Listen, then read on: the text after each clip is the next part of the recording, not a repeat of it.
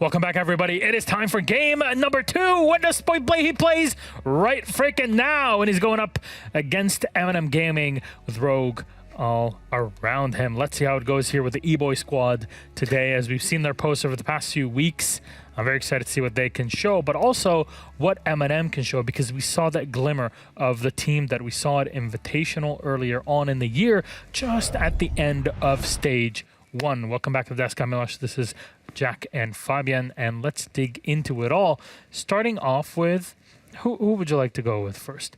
Elephant in the room, Rogue. Come on, of course. We'll start with Rogue. I mean, they picked up Spoit. It's a massive pickup. They've removed Rips. There was rumors all the entire last stage, really, that they would replace him. He didn't have that great of a stage. Personally, they did play good as a team until, almost was it the third last playday, so playday 7? Yeah, they were well in the top 4 shout for most they of were that looking stage. like my favorites to go through, but then something happened and they didn't. We don't need to go too much into that part, but they replaced Rips with Spoit. I do have a little bit of worries about it, and I mentioned it in the pre-show, that I don't know if they have the shot caller anymore. So they have the fragging potential, and they have the fragging talent for sure to be one of the best teams, but it just needs to glue together as well, and they need to play as a team to actually make sure that that happens. People talk about eating their left shoe if they're wrong on something. I'm going to eat a banana on the last play they hear on the show if I'm wrong and they make it to the major. But right now, I don't know if they will make it to the major, because I'm worried that they don't have the structure for it.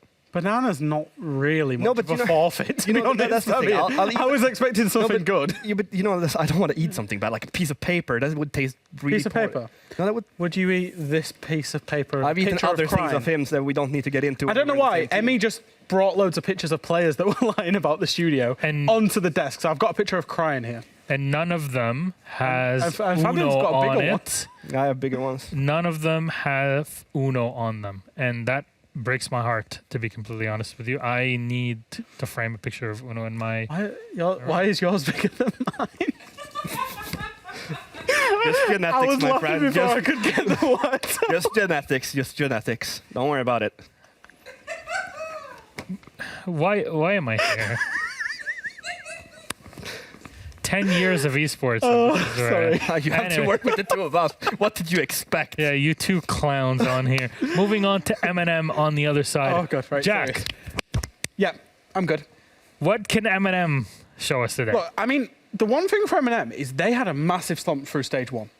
And there was people at the time saying, certain players, they have to go.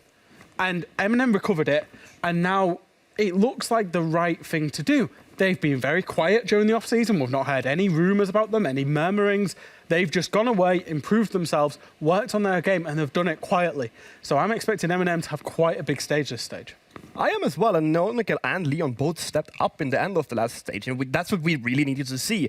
I think that if these guys want to be an even better team, and I think that they have the capability, those two players taking another step up in how they perform, and we're looking at the top 4 team without any doubts. They were actually ending up 5th last stage, which is kind of surprising with their start. And today's game could really go any way if they just kept working on the same thing that they have. Well, let's see if they did. And maybe this more, I guess, fresh Rogue coming into it might be the best shot. Who knows? Always the first day is an oddity, though. Let's take a look at our map bans to see if there'll be anything special for us in our 9 map pool for those that have joined that maybe have not watched earlier on in the year or even coming in from last year. Hello. We now run a 9 map pool, not a 7 map pool like it was in the past. Rogue will have the last say. They'll remove Oregon, take us to Chalet, so we'll get that again. But this time, Rogue are on the attacking side with MNM on the defense. Jackers. So Rogue have basically 5 maps they play, 4 maps they don't. The 4 maps they don't play are Villa, Chalet, Theme, and Oregon. They've banned 3 of them and left Chalet available. So I'm not surprised that MNM have taken that as an option. But that obviously strikes me that Rogue, you know, they're not going to be a team that rests on their laurels. They're going to work on their maps. For Chalet, for MNM, they played it a lot through Challenger League last year. And they always started the defense because they loved that map, and it was best of 3, so other teams picked attack. Rogue have done that. MNM always had to start from behind. They were always 4-2, 5-1 behind, going into the attacking half and recover the game. So it's all about their defenses. MNM might like the map, but I am actually leaning Rogue with the map. Just looking at their fragging potential, I think that even if the map is an attacker favorite map, sure, Rogue will do fine on attack. It's just that on defense, they have the mechanical talent to do the individual plays that will actually take them defense rounds as well. So I do believe that Rogue stand a bigger chance here just because they have more fragging potential. All right. Well, you ended at that point, and that means our game is ready. So let's not waste any time. MNM versus Rogue is about to begin. Spoit is playing finally in a U League, and we're going to get to see it and witness it for ourselves. Let's toss it then to our casters. It's Chalet, and it's Hap and Fluke. Enjoy. Thank you very much, and hello everyone. Welcome to the start of a story. Will it be a good one or a bad one? Unfortunately, that pressure entirely rests on the shoulders of an 18-year-old Spoit. He's here. Is he ready? Yeah, is he here to play, or are they going to be fumbling in these first couple of matches of the European League? Of course, they had a big roster change coming into stage one. Deepak making it onto the roster, for example, one of those players in between tier 3, tier 2. But Spoit never really, having played Challenger League, instantly coming up to the top levels here of Europe with a lot behind his name. Coming up against MNM. Let's see whether or not he will surprise. Oh, the last time I saw these two teams, there was a very similar prediction there. And to be fair, let's paint a story. At this point, Rogue, they'd gone a fair few games in a row unbeaten. They were soaring towards the top of the table and a very strong start. MNM had taken 2 wins, I believe, at this point. One was an OT, one was a full-time against BDS. It was a fair victory, but at the same time, it hadn't really been the start of a swan song. Then you get to this point, and after losing to MNM, Rogue lost every single following game and fell out of the top floor, which felt guaranteed up until that point. Yeah, for a long time, everybody was kind of convinced that Rogue would be going to the major. Unfortunately, just missed out indeed, and a small change coming through. Turning into the biggest kept secret in European League history. Spoit coming to them. Nope, nobody could have guessed it. That's not true, by the way. And I'm just saying for people that might be just joining in. People get the bit. I think everybody tuned in right now knows the bit. You might not know for sure if everybody. Asami getting banned. So we won't see her? We won't see her right now. We might see Sens. They obviously have the option of showing up if it is sort of something that is played within the realm. Because, well, to be fair, it's still very fresh. It's still a big sort of idea. They have a gadget that can be huge in the right hands, but whose is the right hands? Yeah, but they're also a 1-speed, and they also have a gun that is the POF 9, which is quite a bit of recoil. I mean, it's not uncontrollable, but there's just so many operators that have a way more usable gun. Yeah, it's a bit of a conversation. It's a bit of a conversation on that gun. Obviously, we can only really talk about what it's like on PC. Yeah, where I think some of the response has been get good. Some of the responses. Console, if you play on console, I cannot comment because I've don't. heard a lot of people say I've heard it's very tricky on console. It's very tricky. I feel for you. All right. Wow. Rogue vs MNM. Okay, let me finish the story that I was saying before. Yeah, it was the start of a bit of a downfall. MNM from that point onwards had a really good end of the season. They were sort of sparking, but it was at the very end, and that was a bit of a blow because we had high expectations from the very start. Here is that sort of question. Are they going to start in a similar way as they did before, with a little bit of slow and steady and find that feat halfway through, or can they find what was fantastic form at the end of the opening stage and see if they can bring it here? Hey, is this a hold down below? Hey, is that hatch soft? Can we just check for the life and sake of Tim? I was going to say Tim is going to either go very happy or insane after this hold here, depending on whether or not it was open. But it seems like a quick push is coming through. A grenade comes through. It's a Goyo canister that pops as well. It's going to be putting down some fire, so we'll slow down an eventual push.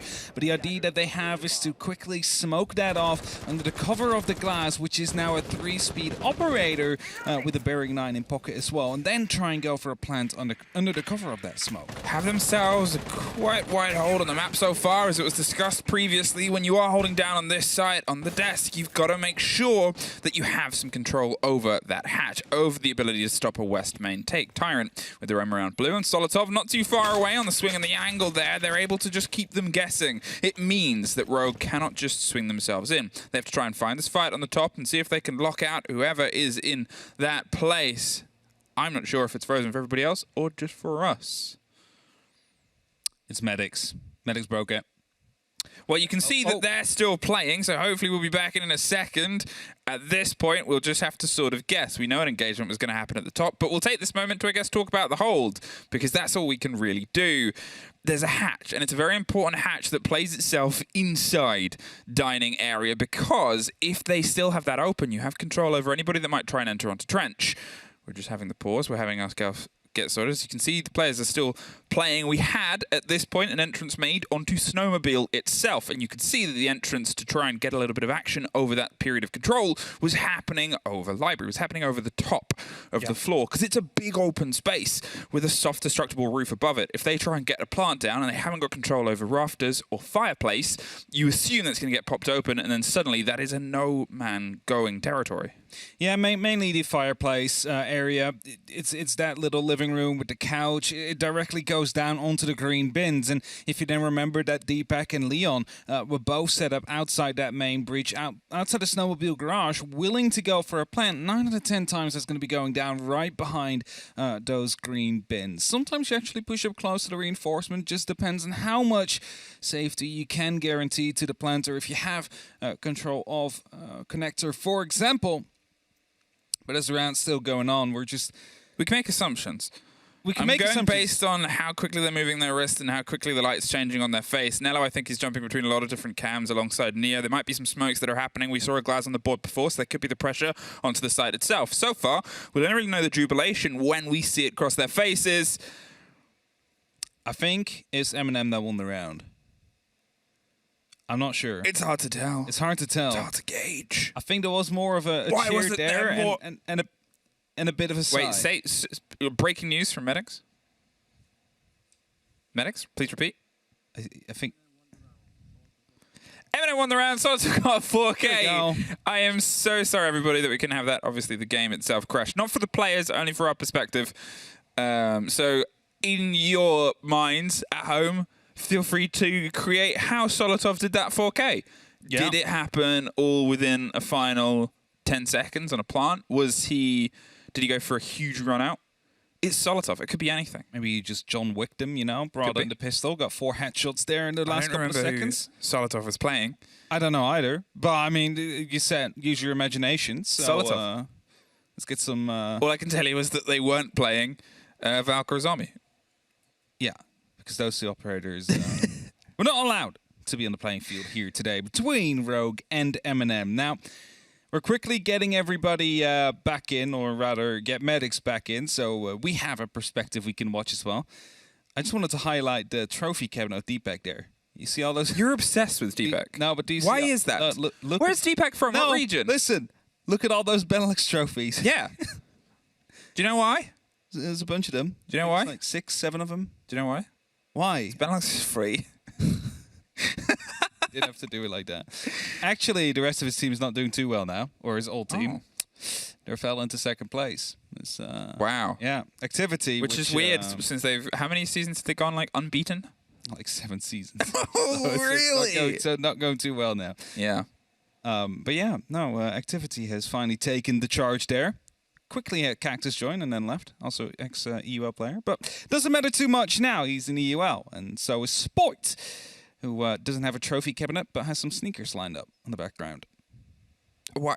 I mean, okay, I was about to say, why are you just analyzing the random various things in the rooms? We'll be back into a game at some point. Because we didn't see anything. We didn't see. It is a rarity, unfortunately, that there's really literally not much that we can talk about because it was the first round. And we lost sight before a single engagement had happened. So we can't tell you whether it was... We know the breach opened, that's about it. Yeah, we knew the breach was open, and we knew the pressure was going to come from Cryon onto the top floor. It was Tyrant that was roaming on a Goyo. Was Solotov the one on the wing as Mozzie? I want to say. Really testing my memory here. Could be. I think it was. We'll probably get a confirmation once we get back in. So. Yeah, it was a lineup of smokes. It was a setup of delay. It seemed like at the time they were going for a snowmobile push, that they were ignoring West Main. At that point, there was still a lot of time left in the round. They could have been then rotating around to try a bit of pressure onto the opposite side. They might have gone. It's a bit of a risky attack to just go through that single breach. Yeah. At this point, you sort of have to treat it like CC on club, where sure you can get CC wall open, but then you're sort of in a bit of a kill box. There's so much else around it. Like, you need their launch, you need the garage, the mezzanines before you could actually go for a plan. And the same kind of goes here. You basically need blue or some pressure near blue. You need to make sure no one is up above and can fire down upon you from the fireplace. And actually, connector, possibly also one of those spots that you need to have under a bit of a lock and key before you could get going. Now, as we patiently wait, see some lights flashing up here and there. Cryan actually gave a bit of a wink to the camera, so you're looking for too much. I'm having a feeling. I'm trying to find a way to see whether or not we're getting back in. All right. It's okay. Well, how about we talk about something a little bit more potentially interesting to the audience, rather than what's on the screen. No, go ahead. We already technically have some data on Spoit in terms of playing with the recent charity tournament. How did he do? Well, I mean, stats man hap. How did he do?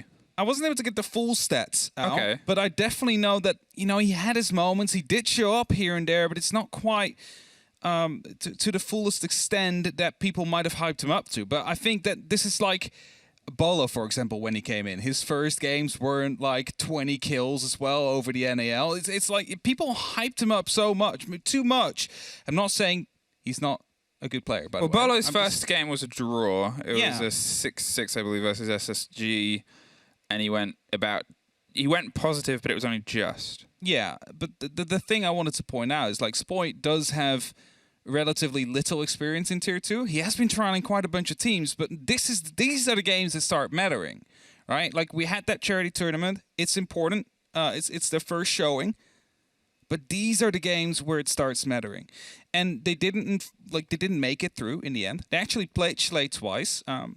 They lost it once against Victus. That was their final time they played it, with a 6-8, and they won it once against Victus with a 7-4 earlier on, and that's also where they played. So that's the kind of stats we can look at.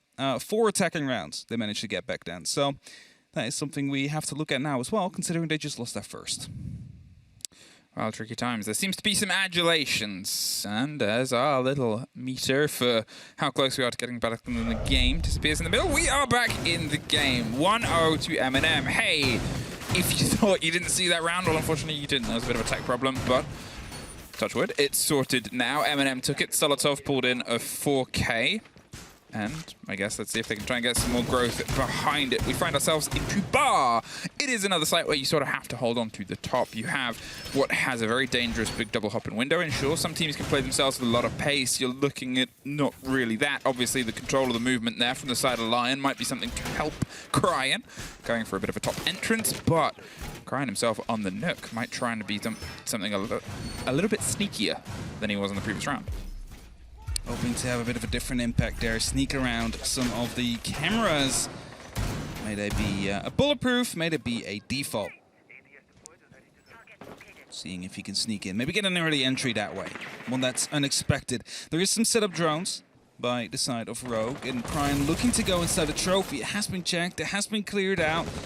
Now debating whether or not to go downstairs, middle floor, all the way up, and just hoping to find someone soon. Nello still working on some of the setup there, opening up with a bit of shotgunnery. There's a lot of presence towards the library, actually, on the side of MNM. Hope that they have all their ADSs set up there, otherwise it could be a very good double kill coming in from a potential grenade from the balcony. Spoit slow and steady across the top with the Iana. You can see they're going for the pinch on, well, the space. It's Chalet. You sort of have to try and control big facets of it before you can try and make the push and the pressure towards the power positions, top of blue and behind the fireplace pillar.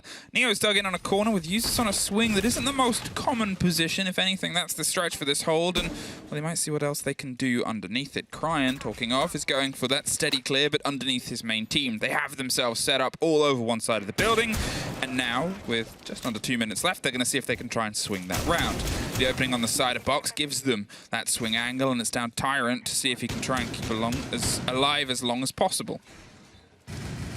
Minute 35, but the first kill comes through as Uses with the MK14 on a long angle, finding Deepak. That's the line gone, so suddenly there's going to be a lot less utility to be used to stop these players from moving, so your pre-fires might be a bit more successful. Flashbangs and grenades are about to be tossed in, hoping to find some reply, but not quite going to be the case. It's Spoit up on the front line here, hoping to return the favor towards MNM, but the MK14 is still howling at him. It's a hefty gun for that sort of fight and angle. It can just keep peppering those single shots around because one is almost more than enough to clip the wing of the player that tries to swing their way round. Cryin with the grenades underneath, doesn't quite catch the player, but Nello is close with a shotgun ready to pop it. A minute, and all they've done so far is open a little bit of territory and lose a player. Rogue, you gotta see if you can try and formulate a hold or a pinch on a single, because otherwise you're gonna find yourself having to try and force your way through underneath. Usus finds Leon, drops the kick cold outside the double window, went for a wide rotate. There's Kantos almost suffering, I was going to say. Slips his way through, but Cryin knocking on the door. A surprise there. A huge fight up top. Spoit takes his first, marked and etched here. Finds himself at least on the even swing round. Looks for the second. Down onto blue. They're pushed back less than 30 seconds now. The single player is down in the back line of Pantry. Cryin. His position is revealed. They've taken a few scrapes. They've been able to bite it back. Tyron and Spoit battle back and forth to 2 versus 2. Cryin full health. Neo and Nello matching him there. Can they swing round? There's Nello getting one. Locks off the Iana after they've done everything to try and bite themselves into this round. He's been a bit of a surprise. Not anymore. MNM, 2 rounds. Time running out there in the end. Kill coming through as well, making sure MNM is 2-0 up currently. And it all started off with that very long gunfight. The MK14 just picking up the head cleanly of Deepak. No more line at that point. Spoity tried his best. He tried to fight back, managed to find 2 kills, and did a lot of damage onto the player, onto those blue stairs or library stairs, depending on where you are. But it wasn't enough at the end there. Cryin trying to sneak in, not fully checking the corner, losing his life as a result. And now we have that 2-0 up for MNM. Onto their defense. We know that the attack is quite important here as we quickly replay Spoit. Finding that very first, a good response there, as he didn't originally check that corner and basically got caught off guard a little bit. It was a really heavy hold above. 4 players, obviously 2 of them in the standard positions. The third, you could still say as a standard position. Some teams will always play that player on the corner of library with something to support themselves, just to waste grenades, waste time, see if they can slip and slink away. The extra player up there, I think, really kind of changed how Rogue wanted to approach. Suddenly you've got this extra factor. They can't get themselves set up on the double windows because there's a swing factor. They're playing themselves kind of hyper-aggressively back into the angle. They're making sure that their presence isn't hidden. At that point, it seemed like Rogue were a little bit stumped as to how to approach, and the conversation was something that stalled them a little bit too long. Library take on the cards here. It's from that position. Cryin again quickly inside of the building, looking to go over this hallway towards the dining. Now, there is a shield there. Unfortunately, won't be able to find anybody, but there is 2 people, 2 players quite close. Neo might be the first one to find some contact here. Seems to be aware of the fact that there is someone active, or something active rather, as he's looking for drones. Cryin instead will be pulling off, however, maybe using a grenade to get rid of the electrification so Leon can start opening up above, and maybe verticality will help them a bit more. Just saw the leg of a player drift away from that shield there and went to go for a bit of a chance, but wasn't quite gifted with the response here. So they fall back to the plan of trying to get themselves some clarity onto the objective and the site itself. Standard traditional siege, as Fresh would put it. Well, it starts still with a little bit of aggression, trying to bite your way across and getting control of box here to get this wall open. It is that massive sight line, and now as the pressure starts to come around, look at the dance. Somebody wants to eye up here on the fight. It's Solotov, it's 1, it's not 2. Spoit at least gets a bit of revenge there. Deepak once again off the board. It's the first engagement, but at least they bit back instantly. Interesting placement of the K-Claw there. I wanted to point it out before, but then the gunfight came through, and unfortunately it didn't really matter in the end. They managed to get rid of it, and they managed to open it. So still the double wall below, though. Electrified. They need to get a grenade over to get rid of that PC utility. It's just placed on the ground. There's nothing else closed there, so an easy opening will be made. And Leon now getting the breach done and dusted. The thing, however, is they want to go for a bit of a plant. There is no vertical control as of just yet, and that allows Nella to just stall some time here with the smoke as Kanto's trying to establish that vertical control. Tyrant gets down on the backside of Piano. They're not quite able to lock it in right now. He might not know, but he's going to have to try and, well, find a little bit of a split pressure here. Neo, he's going for a savior action here all the way towards the other side as the pressure comes onto the site underneath itself. Nello's doing everything he can to buy themselves some time, but it's Cryin with the grenades over the top. top. The Nook's gone as a surprise. Almost gives the worst gift possible. Leon snuck in with the kit. He's trying to find his way down, just tucked on the other side of the wall. They don't have anything instantly to stop this fight. The cover's from Spoit, and it's perfect. He's looking for the second. Nello bites back and shows him more perfection. Over the top, Neo gets an important kill, but the kit is planted. Wow, he's back on the floor at this point. At least the savior has been saved. But Kanto is trying to watch from the long angle. MNM, they're trying to structure themselves a retake here. And, well, that is a very costly decision. Cryin gets one, Tyrant gets one back. And, well, it's still a technical 2 versus 1. But Kanto's just watching on the angle. They're going for the pickup. And Kanto, he's going for revenge. Finds the first. The second has an idea where he is. Kanto just has to stay tucked in the corner. Neo's going to go down to pick it up. We're going to pass the moment of no returns. And Rogue find the first round. Bit of a risky move there to go for the pickup first of all. Might have not been aware of the angle being watched.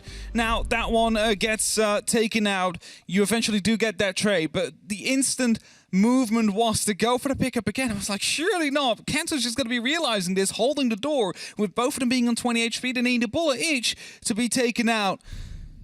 Eventually he got one, he fell off, he wasn't quite sure what the second one would be, and was eventually able to still get the clutch though, because the timer was quite low, they needed to stick it, there was no real other option in that moment in time.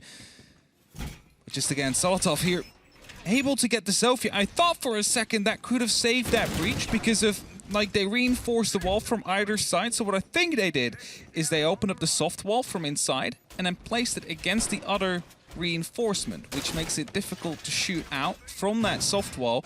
So that's what I wanted to get an explosive in there. They still shot it, so I'm not sure if it was misplaced or if my theory is just completely incorrect. Maybe. But that's what I wanted to point out, or at least highlight back then. Cryin on the Thatcher.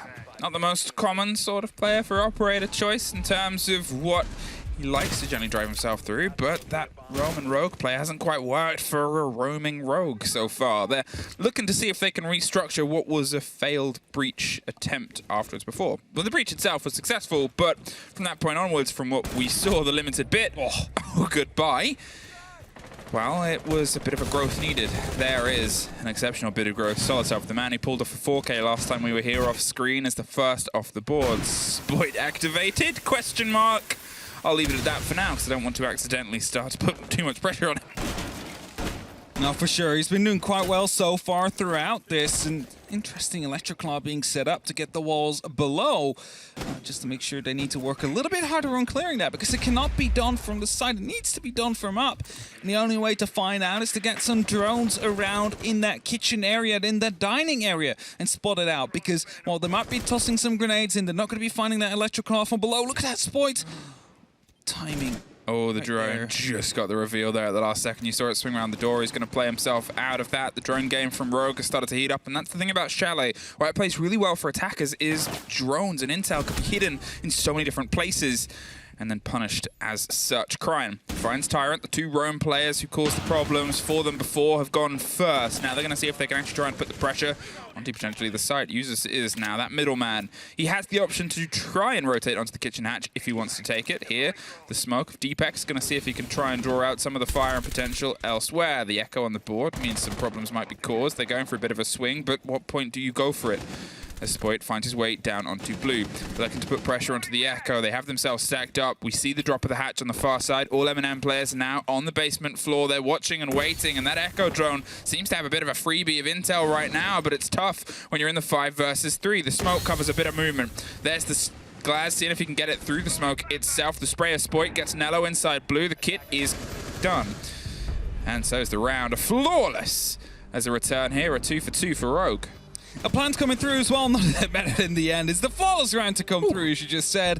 Beautiful lineup in the end there. Well played as well. And this is kind of what they wanted to go for before as well. We said it in round 1 before we unfortunately lost the screen. They want to go for that plant under the cover of the smoke and the glass, and they need someone in blue. So now we've seen this, we can kind of tell what could have gone wrong, which is potentially the blue not being under control, which allowed the Echo to go for that rotate to get these stuns in or some pre-fires with the MP5, either finding Deepak to cover or the planter, wasting a lot of time.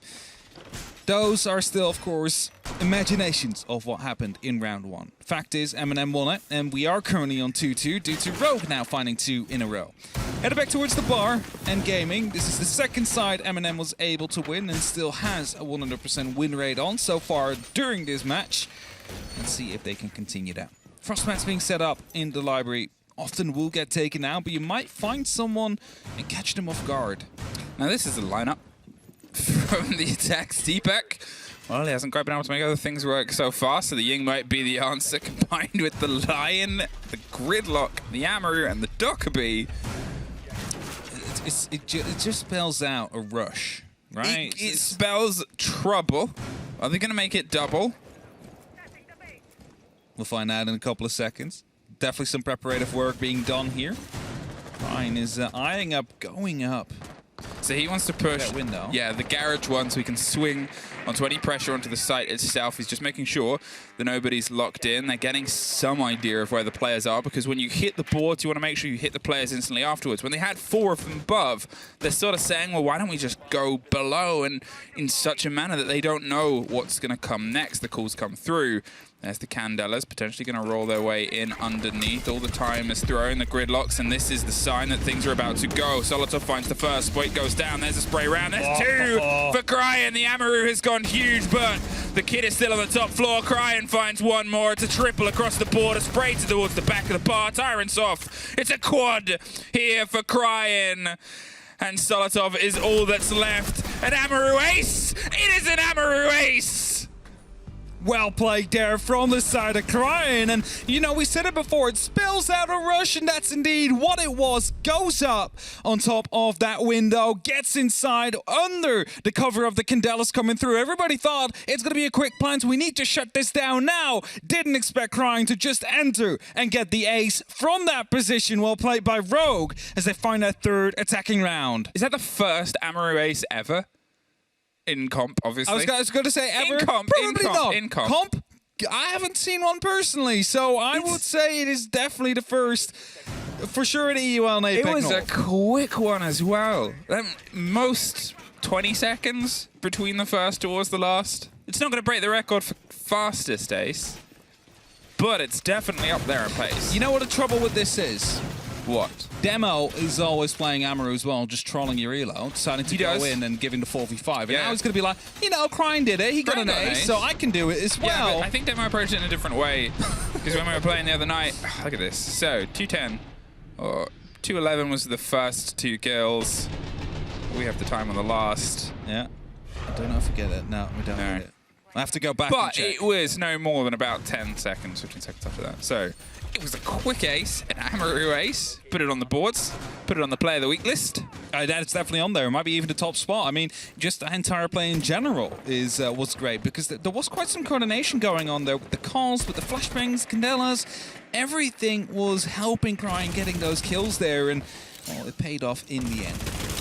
MNM, they started this game off with 2 rounds in a row, and since then they've started to slip further and further away, suffering now pretty much 2 flawlesses in a row, though one was at the hands of an ace by an Amaru, and that's that bit of a worry blow here, because Rogue have built this confidence. They built this momentum now, they've got themselves angled, but they're still looking for that 4-2-half, which a lot of teams do leave with here onto Chalet, which does work very well for attackers. MNM, as we said before, they sometimes like to play onto their defensive side, but attackers really where they can try and bring some strike. They've had some very, very huge moments in terms of their growth and their progression into Tier 1 on this map itself. It's never really over for MNM, and that's the story that's told all the time. If they can get themselves a 3-3-half, game on. Even then, a 4-2 is still, I think, game on. Yeah, for sure. It's never really over until it's over. I mean, we've seen greater comebacks happen in the European scene, Pro League scene that is, and even on the international stage. Taranto with the first kill onto Kanto. It's going to be a huge help. It's going to be the Dokkaebi off the board, meaning no hacked camps will occur. Also, no more phone calls is now just inches away from finding Cryan there. Leon finding Solotov, shuts him down once again. He's not quite able to bite into this round in the same way as he did in the very first. With the 4K here, Spoit's holding onto the angle. He's been able to get himself consistently into these aggressive moments and keep finding these fights. It's one of the rarer times he's not on that entry statistic, and a positive light here for Rogue at least. But do they know of Tyrant? Sliver of health, but he's in a position that could be huge. This grenade is going to try and find its way to the back line. Tyrant has to choose his moment perfectly. The flashes come through. Oh, Spike somehow wins it out. Granted, a sliver of health onto one. Users finds Leon back and forth. 3-3 now. But they've at least been able to try and get some of the practicality. Oh no! It could be any player in the world that can stop him, but a Frostmat, unfortunately, takes him a bit by surprise. Deepak, he's on a mission to try and save the new pickup. Uses rotates around on the opposite side. It's a very important fight here. He doesn't quite get there in time now. Uses, he's back behind the shield. The C4 over the top. Is it going to be the end? No, Uses gets the kill. He didn't expect the extra player, but he doesn't need it. MNM 3-3.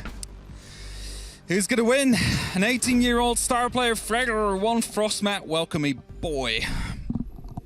The Frostmat won it this time. I mean, it's unfortunate. It is unfortunate. It happens. I mean, I don't know you expected it. I mean, normally you will expect him on the main window, on the library, for example. Not one up there, but the thing about these Frostmats is you can place them wherever you want. You can even place them in the middle of the hallway if you wish. You can. And this time he got caught off by it. It happens. Unfortunately, it got caught on cam. Always makes it a little bit more devastating, especially for the new Spoit fans that are watching here in this Rogue versus MNM game. But he's been doing quite well. He's been pulling his weight. If you take away the ace of Crime, he's top fragging for the team. Of course, we cannot take away the ace. I mean, that's like saying, yeah, if you take away everyone else's kills, he's top. I'm going to use that line in ranked. Yeah, if you take away everyone else's kills, I'm top. I'm top fragging. Yeah, I'm definitely the MVP. But he's doing well. He's second place currently on the side of Rogue, and he's consistently finding kills. But what I wanted to argue is it is basically more important as a player that you find your kill every single round rather than an ace every 6. And that's not to harp on Crying. This is more to say he's doing well right now. So is Crying, but Spoit is doing well. He's not, bursting under the pressure yet. I get it. KPR is a very important stat, depending on your role, but I think also there's a lot about Siege, and role dependency is a big one. Hey, what's this? Oh, it's a fight. You can see Tyrant had the idea of a player there, but Spoit just takes it out. As I said, drones are deadly on this map. But he trusted that he'd be able to have the reflexes to take care of it, and it's tough to argue with a positive result. He's able to find his at least one for this round so far. They've lost Iana. It's not the biggest loss in terms of what they can do for the push onto the site itself, but still, Tyrant is a player that has been huge, and he keeps being a bit shut out of this round and this map so far. A slow approach here from underneath. The flash is over the top. He knows he's got to move, so he tucks himself with a little bit of safety behind that hard wall. He's just going to survive for as long as possible as you see MNM players of all sides coalescing onto this single position. Another flash over the top, and he swings in. Cryan actually takes it, though, from underneath. Takes care of Solidov, gets the swing in, and I'm not sure if it was going to save Spoit's life, but it definitely secures it.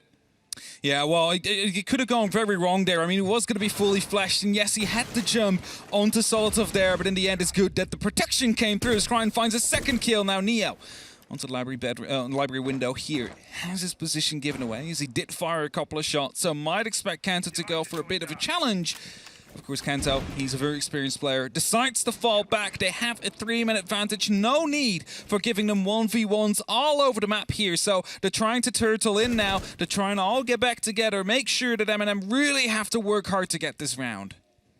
It's tricky. As I said, what they've taken out from before is the biggest blow, but now you literally just have Siege Light. You have the classic pairing of a Thermite and a Thatcher, seeing if they can take on pretty much everything with the site, because nothing had been pressured up to this point. We hadn't really seen any grenades directly loose towards the site itself. We generally had pretty much all of the utility has gone in pocket. I'm not sure if the Twitch drones were able to take care of anything before we lost them, but we've lost them now.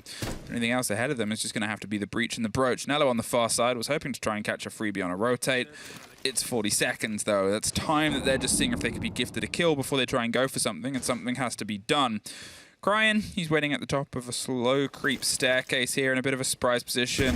I think MNM is hoping that all of the attention is paid, but that procs tells a different story. A triple kill here for Cryan, and, well, if you discount those kills, then Spoit's had the best round so far, but we've still at least got a player left on the board. Neo, 15 seconds, no kit, a hail of bullets, and it looks like we're queued up for the third flawless. It isn't, but it almost was. Crying, 4K. Not a great round from Crying there. Deepak unfortunately not able to find it there. Still on 0 kills. Talks about one of the players of MNM being shut out. Deepak definitely not having the best impact here so far. Leon is on 0 as well. That would be even more impressive considering... No, he's on 1. He's on 1. He was very recently on 0. Not anymore though. Luckily. I mean, when your top 2 players between them have 21 kills. And you have 4 rounds, then yeah. You know, 2 flawlesses, almost 3. Could have really gone the right thing. It's tough. It is definitely tough. Now, Rogue though win their first defensive round, and they need to find 3 more rounds to get those full 3 points on the board. And this is kind of coming back to that story you were talking about before. Rogue, they started off their split, their stage, like MNM ended it, right? They started off strong, but then unfortunately they fell short and were eliminated from playing at the Major in Charlotte. MNM, they started off pretty weak. Well, not completely weak, but they didn't quite get the results in that they wanted to have. We could all see the promise. We could all see the potential. I mean, we saw them qualify for the 6 Invitational, so there was tons of skills involved in that team. They just weren't able to quite put it on the board. Crime will find that drone. Just finds that drone before he gets wallbanged there. But they ended their stage in a pretty good fashion. So now it will be as Leo just finds Salto. Oh, he's happy about that. Yeah, blindly through the tree there. We will be starting this stage off well. That was the question I was going to pose before that spawn kill came through.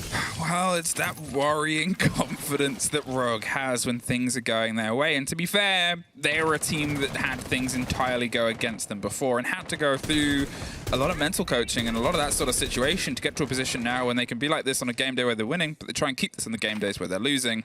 They know how close they get towards being at the top, and they know how much pressure they can put in on their game day. They're sort of steadily etching into the marble the idea of excellence, and they've had good showings at majors from what was players that you've always expected to be there, but now we get that growth.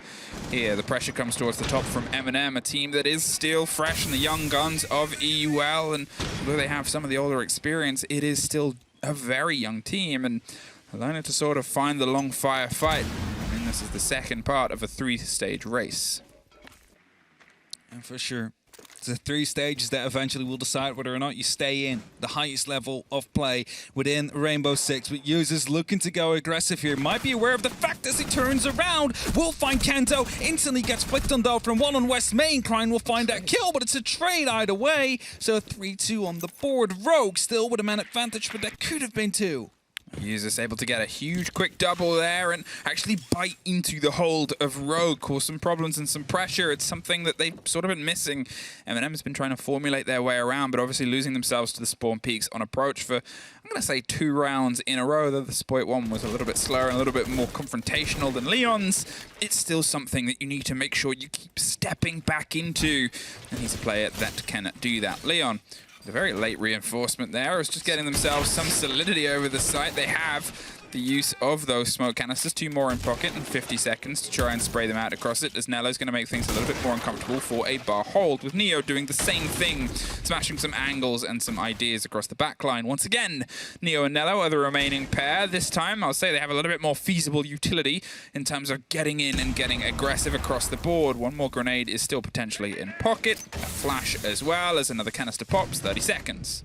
1 kill coming in. Leon will find Neo, only leaving it up to Nello, carrying the kit here in that 1v3 with 20 seconds on the board of Sport. They'll eventually find that final kill. Shouts are starting to appear on the side of Kanto here. Rogue is starting to get hyped up even more so, if they weren't already, because they feel like the victory is closing in on them, and they only need 2 more rounds to basically force that to happen. And thus a tactical timeout will be called. MNM, they realize this as well, that if they lose 1 more round, they lose a potential point or 2, considering, you know, if you play the mathematical game there.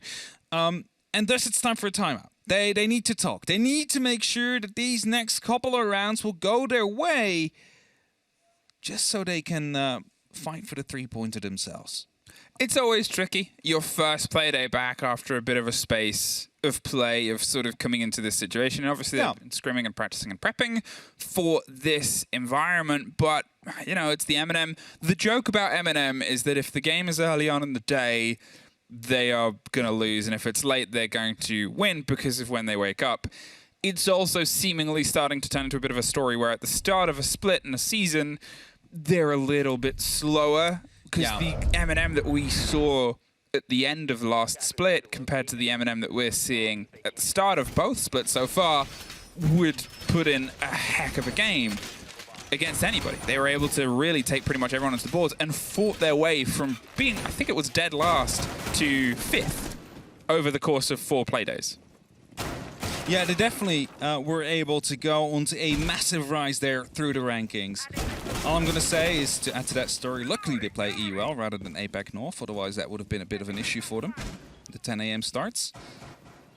Well, that's the one from the major you were referring to earlier. Either way, Leon here, just sees him just spraying through the tree. Trees aren't bulletproof. For those of you that didn't know, they can go through, especially through the leaves. A big tree would be. Or the needles, rather, because it's weird. It's not leaves. Because there's some banisters in this game that are bulletproof that you would think would. But the trees aren't. But the trees aren't. Yeah, no, not for sure.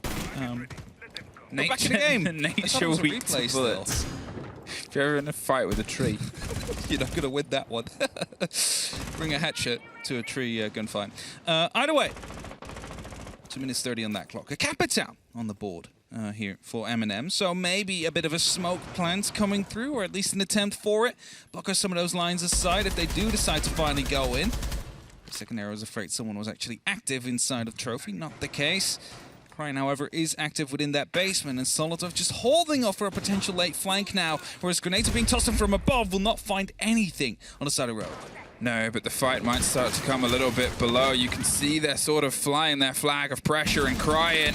Oh, he just misses out, Solotov. Whether he got the call or just pulled the game at the right time, was able to swing around and take what should have been Cryan's kill there. And there's Leon biting back instantly with a quick hop out. Takes care of Tyrant on the swing round. They lose Iana once again, and well, he might see if he can try and get a bit more on it. The Buck is already injured. Now he's sent to the afterlife there. Solotov off the board, and here Rogue have instantly bit back into the lead. They lose Solotov and Tyrant, 2 big players, and now it's down to potentially use this once again to see if he can try and draw some fire. Otherwise, it might be the 3rd round in a row when Nello and Neo are left as the duo dream team to try and make everything happen. Spy being a bit slippery there, gets spotted out, quickly rotates that before someone could even be in a position to try and put some fire towards him, because Neo was, of course, repelled up here. Still very worried about a potential jump out or run out from the garage. Now, that drone will confirm that will not happen. Will probably be watched by one of the dead MNM players, just to give a bit of ease of mind to the MNM guys that are still alive, as, of course, the garage run out with an Orcus on the board. It's not too uncommon. Oh, there comes the fire. The smoke, rather. What are they planning? I think they're trying to work it out as much as you are at this point. Leon's still holding the angle, being droned out. They look like they want to try and put a bit more pressure back into the spot, as Usus is going to try and smoke off the jump, see if he can get himself into at least a trophy and some lock, and they don't have time to go all the way to the top and rock their way back round, so they're going to take that and take the fight. A great take there onto Leon. Nello's going to see if he can try and clear utility, but once again they swing their way back round. Deepek gets Nello, and there's Usus to get a little bit of revenge as the Dutch player finally gets himself onto the score and the kill board. Usus, he's trying to bite his way through here. Neo on the other side. They're trying to see if they can try and split some pressure, but Spoit is above, and that is the big risk right now. He has that angle. In fact, the other player has themselves a little bit stretched around the swing. There's a plant in the bushes and the brushes. There's a reveal of the player on the rotate up. There's an important fight one out, and there it is. The kid is cold. Kanto comes around the corner, guarantees themselves at least OT and a point, but at this point, you're wondering if anything can stop them getting all 3. Yeah, there are 3 opportunities to do so, Emmy. It's looking very likely like Rogue is going to be able to take a victory here. Still have a tactical timeout on the board as well, but after MNM called theirs, they still came out swinging. And what you said before, MNM, they got that entry kill, but quickly 2 trades back in favor of Rogue. They were able to find 2 gunfights, make them go their way. And yes, of course, MNM was able to bring it back to a 3v3, a 2v2, and eventually it was a 1v1. It was just Rogue that, with the little amount of time that was left for MNM to get that diffuser down, decided to send Spoit down those back stairs, take that 1v1 onto West Main, whereas Kanto pushing in back into the bomb side, basically would have had the opportunity to kill the diffuser planter for free without any challenge. All he had to do was stay alive after that. So well played by Rogue there, playing that as a team, as 2v2, but also at the same time forcing 2 1v1s. It's just that one of them had the diffuser on the ground and needed to pull that down as well. Well, Rogue, you have 3 rounds here to secure it before you find yourselves in OT, and MNM, 3 big shouts and chances. I love that. They just destroyed the top of the floor and obviously got it tucked in underneath the windows. It's a little bit more awkward to see, and you're looking at those Razor Blooms being any danger to anybody popping in on a quick idea. Leon's going for another tree-based peek at this point, but nobody is falling for it this time round. Uses slow and steady, like Rambo, through those bushes and brushes, but the only bushel he is handed is access to the building, which, to be honest, is something that has stumped them a little bit before. Solotov, he's 2 stories underneath, hoping to see if he can get another catch. It seems like MNM is going a little bit stealthier at this point. They want to make sure that they're in a position to, if they suffer the first, get revenge instantly. Tyron also coming up the West Main area here, hoping to find one, but users will be able to find a jump out of Leon. Tyron now looking around the gate. The one is just sitting next to him, crying, will be found. And it's a 3 and 5. I just hear Fresh say, what on the other side of the room here? It's Deepak now dropping, trying to find a Nuck. They just managed to get 1 kill, but it's another one given to Tyron. And this might just end up as a flawless round for the side of MNM as well. I mean, I've got a lot of questions, Rogue, and wow, this is MNM. As I said, they're going to make sure they're in a position to strike instantly onto the players. Users finds one more, and it's turning into more and more of that. I'll have to break this down, but I'll do it after a little bit of play-by-play here, as I think it's going to keep its pace up across the board. You can see they're rotating themselves around underneath. They've got so many bodies in the pings of the proxies. There's the camera going across the board. Downs, no, doesn't. A flawless. And that was a fantastic MNM round. And what I loved is we saw Leon go for the hop out because he didn't have any options left. The pressure was coming in across the side, underneath him, round on the swing of West Main as well. We saw the Nook coming through. Yeah. He went for something where he might be able to at least get 1 for the cost and paid it off at that point. The crying thing, I have no idea what happened. He was watching a door wrong. I mean, Nuck is stealthy. Is this how we find out that Cryan is a robot and was fooled by Nook's ability? Might have been the case. His cameras, his eyes, and thus the Hell sensor was able to deceive him. Now, that away. Jokes aside. 6-4. A good round there from MNM. Some questionable stuff that happened on the side of Rogue, but sometimes those things do happen. I was going to say, at that moment, it was a 1v5 for Spoit. If there's any moment to show that you are indeed the new, well, god of Siege, that would have been it. But, of course, a 1v5 is going to be very difficult. MNM, a very competent team at that, played that well at the same time. They got some drones in. They didn't just rush the side as a result because there was only 1 player left. That's how you start losing those. Now, they got the information out. They started locking down different kind of angles and then took the fight slowly upon him and won it in the end. Now it's 6-4. Headed back towards that first 4. It's going to be the Bar and Gaming. A site that has been played many times already today. This is the 5th. Yeah, 5th time we're seeing it. Not just from Rogue, MNM 3 times before as well. Users doing some work here with the camera, taking out the default cams, basically leaving Rogue guessing where they're actually coming from, because a dead camera often means someone has been here. They're waiting for some pressure. They have the pings of the player that's just around that open hatch, and Spoit's hoping he can try and get a bit of a clean strike here. How unaware are they? Solotov seems to have some awareness. He wants to lean into the fight. He's just holding the angle for now, and Spoit's actual presence in this position means that they're going to be in a bit of a tricky situation. There it is. Is able to get at least a bite of the player, but Solotov had the angle, had the hold already, and had a pretty keen idea of what was coming next. Deepak, he's locked in, just stopping the drone game come through. There's going to be a bit of a bounce of grenades all the way to the top floor and the hole, but nobody's there. This means the Maverick can start doing this, turns that pantry position into a pretty much impossible place to play.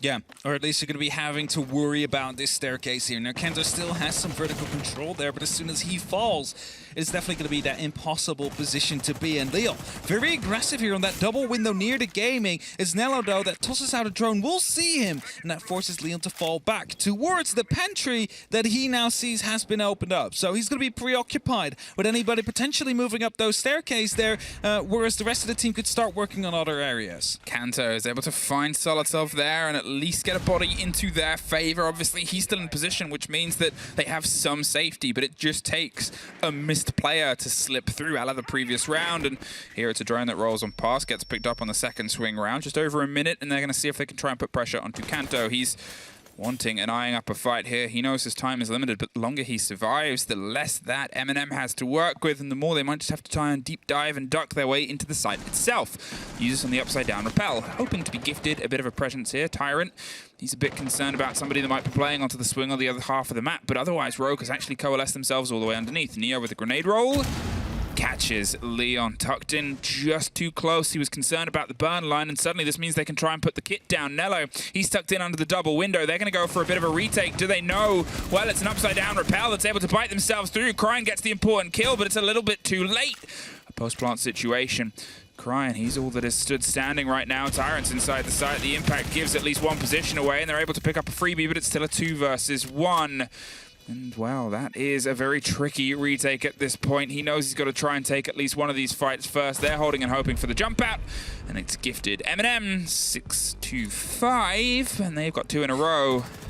I remember after saying round 9, I was like, it's looking very likely like Rogue might be able to win it here, but everything starts to fall apart a little bit here. 2 good rounds coming in from the side of MNM, perfectly playing into Rogue's setup, and you might be wondering, why was Leon sitting in that position? Why was he prone to being picked up by that grenade? But that's just because the Maverick opened up the staircase onto Pentry. Suddenly that position is a little bit more tricky to play. And yes, Kanto was still alive above, but he was being challenged from the main door, from the library window, from other angles as well at the very same time. So he cannot be babysitting those staircases for you there. So Leon decided, you know what? I'll just move out. I'll just go deeper into the side. That way Kanto can focus on his 2 guys that are trying to take him out, and I can focus on mine.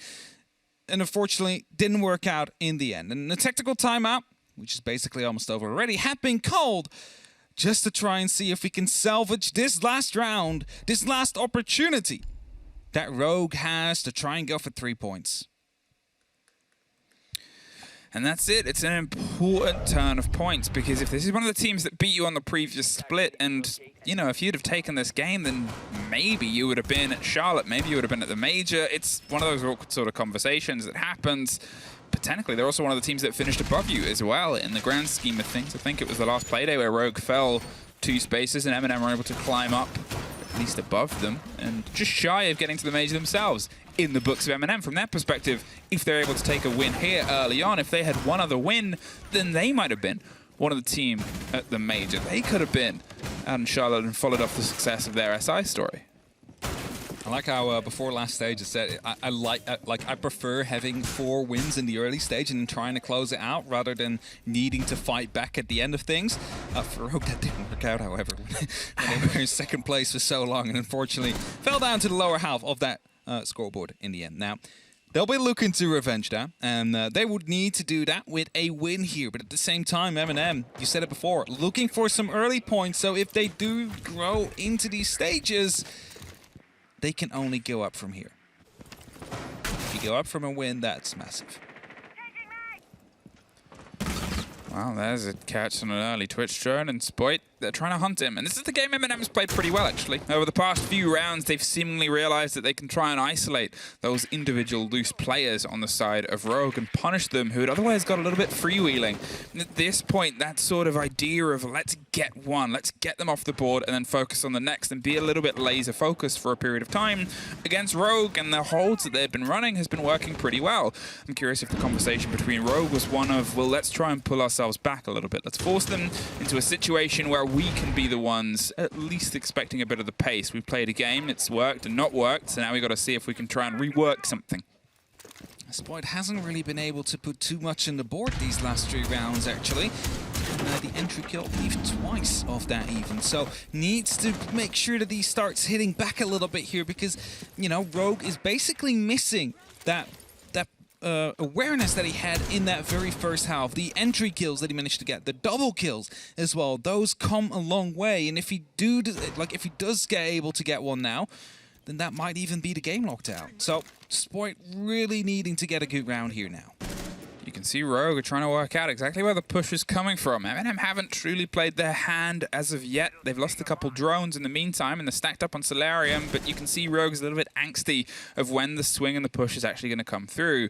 Tyrant tucked in on the window, just here on the connection between the bathroom and the piano, is hoping that play goes a bit wider, but Leon just heard the audio and the shuffle of that, and might that force a grenade in just a second. Either way, they're happy to try and get themselves locked in an angle towards the little box. I don't think that's an entirely possible hard wall, but Kanto is just going to drop a Claymore and give themselves a little bit more of an option. Reveals the player on the player, and Users has to now watch that instead, but with 40 seconds, it's a big bit of attention to be paid. They're able to find success, almost finds the second on it. Deepak suffers on the site. Solotov goes, but Leon goes back.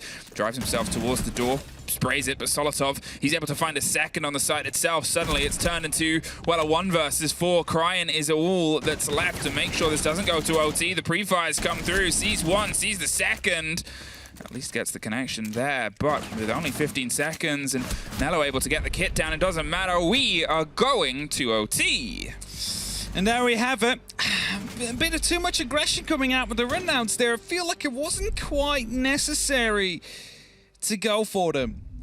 Especially with the detection time. People are going to be aware if you shoot that Claymore, if you open that door, people will be watching. And if you do it, at least do it from both areas at the same time. Go from trench, go from the main door, make sure they line up. That way you're always going to be able to get that kill. That didn't quite come through this time around. And now, the wine cellar coming up with MNM on the defense here on their first OT round. We'll get 2 attempts at doing it.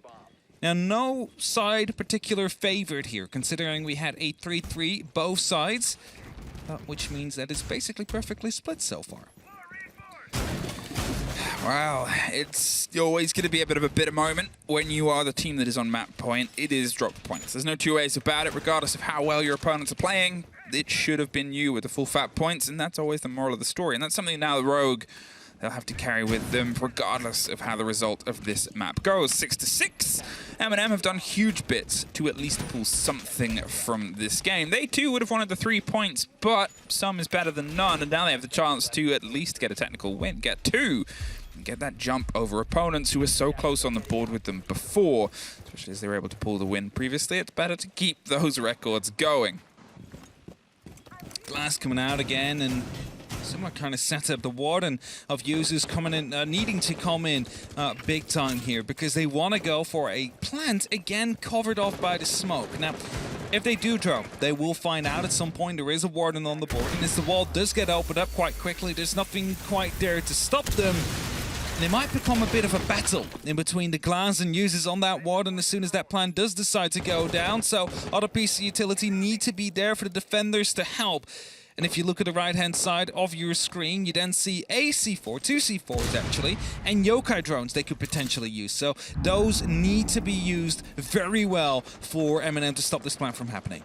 Solotov holding into the top of main here. They have some sort of castle extensions, and as that one gets broken open, he's actually going to move into it to give himself a better idea. The Echo drone's trying to get as much intel as it can through the drone hole. It's elastic banding back and forth to make sure it doesn't get caught out, and I'm not sure if they tried to block it there with the other drone. Would have been a very smart thing to do, just body block it with that drone, make sure it loses that reception. That is one out of play, but got back onto side, and now another drone used to help the roamers.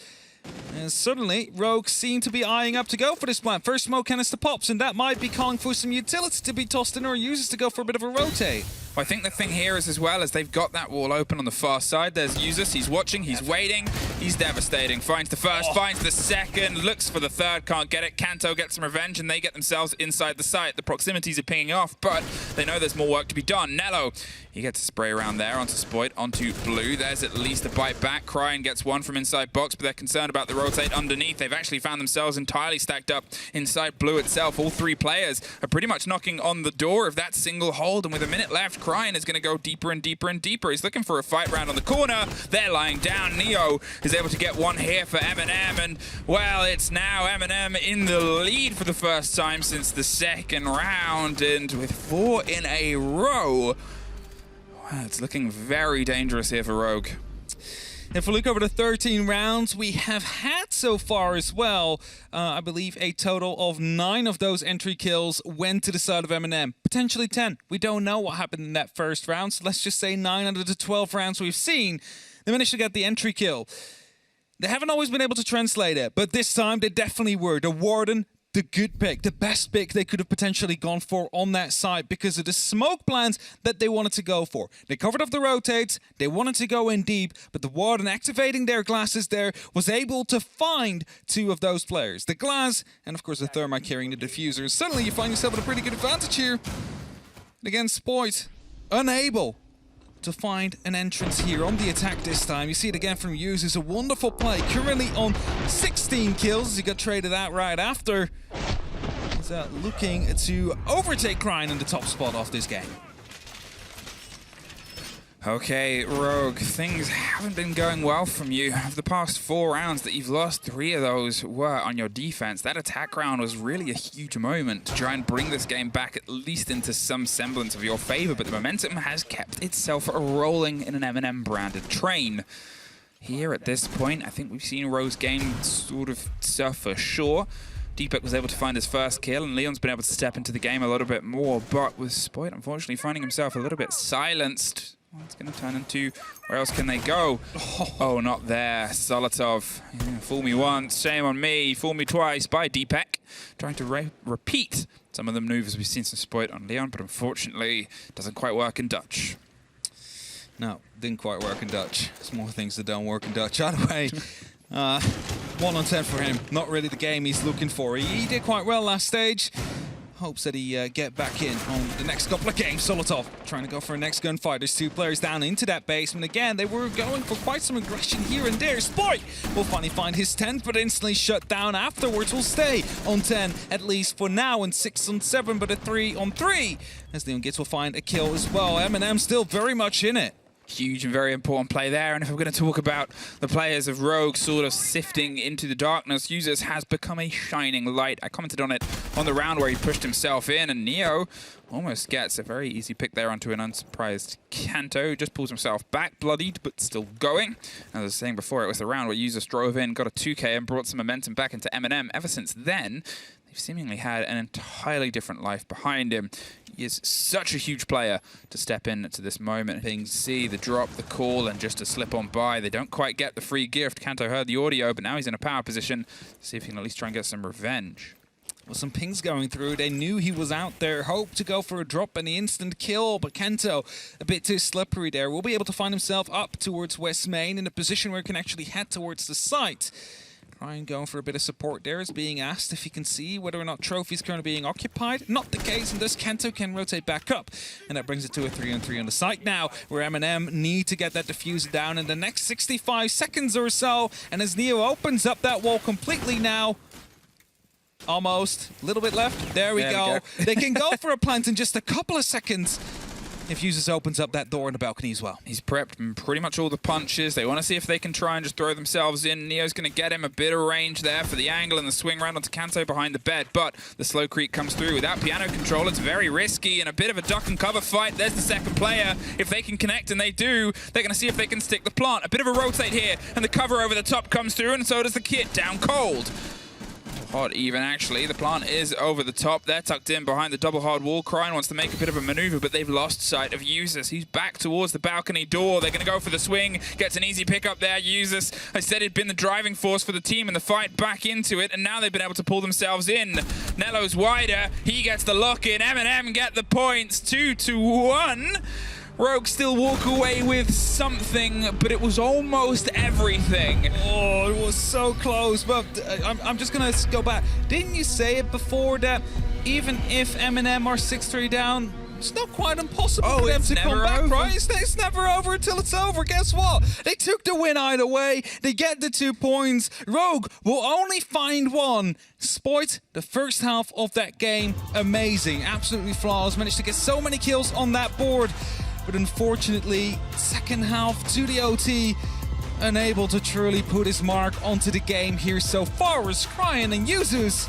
Well, they were basically having a bit of a fight towards the end there. See who will be coming out on top. I was going to say it was a good showing for some of the young guns, but unfortunately it was Father's Day. So the old heads are the ones that walk away with the win today. We'll be back with the oldest of them all, our desk, after a very quick break. See you then.